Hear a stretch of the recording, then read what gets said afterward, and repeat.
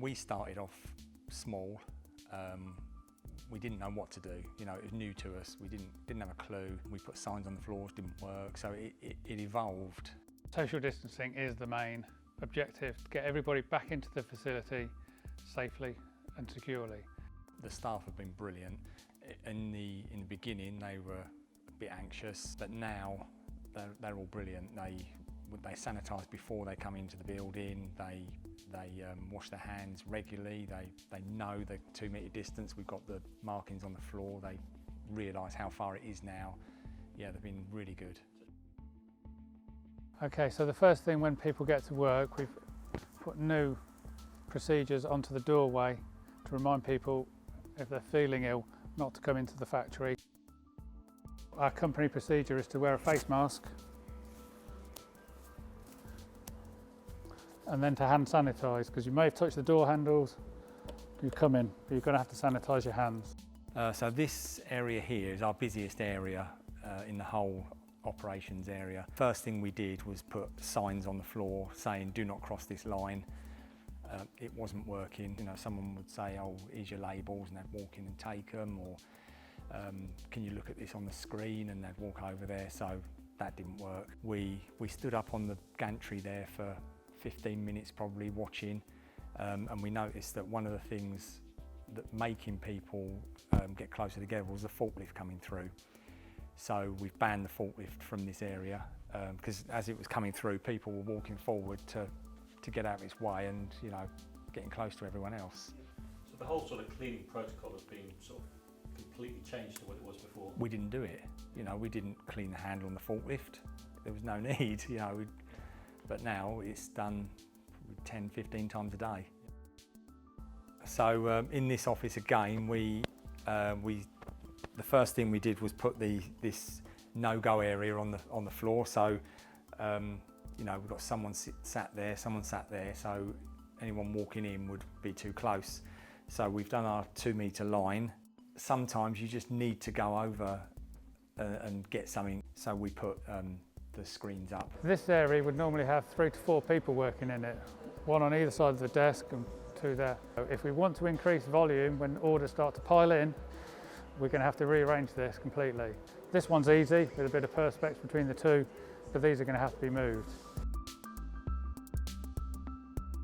The communal spaces where the problems or issues arise, so we just put in measures to try and remind people in their day-to-day, keep your 2 metres, wash your hands frequently.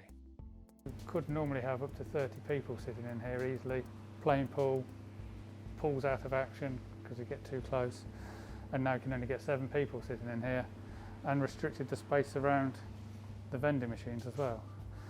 There's cleaning facilities for the vending machine as well, so everyone can clean it down after they've used it. This is our staff area, and we had like cafe style tables here. We've got bench seats there. We've had to limit those to 1 person per area, so we've stopped using 3 of the benches. So that whole area there, only 3 people can go there. And we've taken all the other chairs out because in the beginning we didn't. We said to people don't use them, but they were. So all the chairs have gone. In the kitchen area down there, the tea making area, only 1 person allowed in at a time. Some doors missing on the... Yeah, we've taken doors off the cupboards, so not a lot to touch over there. And we've marked all the chairs. We're only allowing 5 people in here at a time. We stagger all of our lunch breaks, all of our tea breaks, all staggered so that we don't get more than 5 people in. And that goes with all our rest areas. We had loads of chairs in here, we've taken them all out. We've just got the odd ones dotted about that are 2 metres apart. We get quite a few lorry drivers here, and we used to just, you know, if a lorry driver turned up, come in, go to the toilet, whatever, get a coffee, you know. So we've had to put a ban on lorry drivers coming in. We don't sign any paperwork. We've got a post box around the side for the drivers to put their paperwork in. And if they need a toilet, we've got this Portaloo here. Our cleaner cleans everything once a day. So yeah, it's all good and working well. I guess one of the biggest problems to overcome is delivery drivers. So now it's delivery drivers have to phone the number of Simon, and then if they ignore those, there is a do not enter sign there. And they do seem to be sticking to that at the moment, which is a thumbs up. The senior managers have been brilliant. We've had 2 here working with us and they've been great. We've gone on a weekly tour around, asked people if they're happy, and if they're not, why, you know, what we can do to make it better. Yeah, they've been brilliant. You've got to change. You can't just stay happy with what you're doing. You've got to change it all the time and refresh it.